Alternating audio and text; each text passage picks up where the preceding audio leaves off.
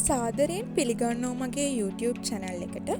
මේ වීඩියෝ එකකින් ඔයාලට දැනගන්න පුළුවන් පත්තෑයෙක් දෂ්ට කළාම මොනවද කරන්න ඕනේ අත්බෙහෙත් කියලා.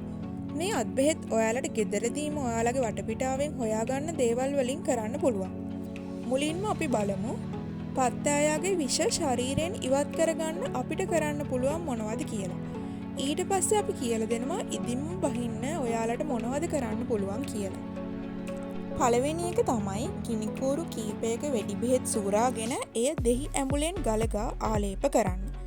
පත්තෑයක දෂ්ට කළ විගස අපි කළ යුතු ප්‍රතිකාරයක් තමයි මේ මිශ්‍රණය පත්තෑය දෂ්ට කළ ස්ථානයේ තබන්න.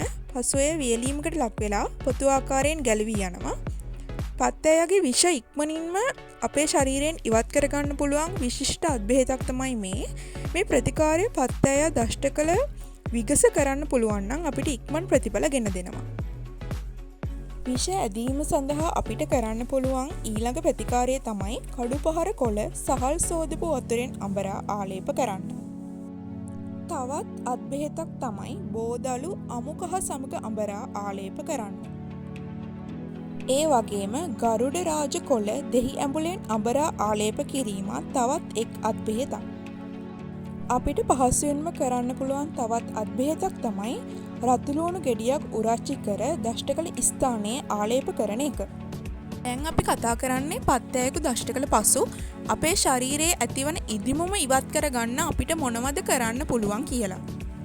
විෂ ඉවත් කර ගැනීමෙන් පසුවද යම් ආකාරයක ඉදිමුමක් ඇති වෙන්න පුළුවන්. මේ අත්බෙහෙත් භාවිතයෙන් එම ඉදිමුම ඉවත් කරගන්න පුළුවන්.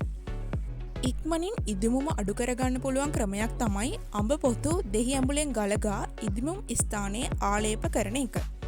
ඒ වගේම අපිට කරන්න පුළුවන් රත් හඳුන් දෙහි ඇඹුලෙන් ගලගා ඉදිමුම ඇති ස්ථානයේ ආලේප කරන්න. එහෙනම් අදට ගිහින් එන්න.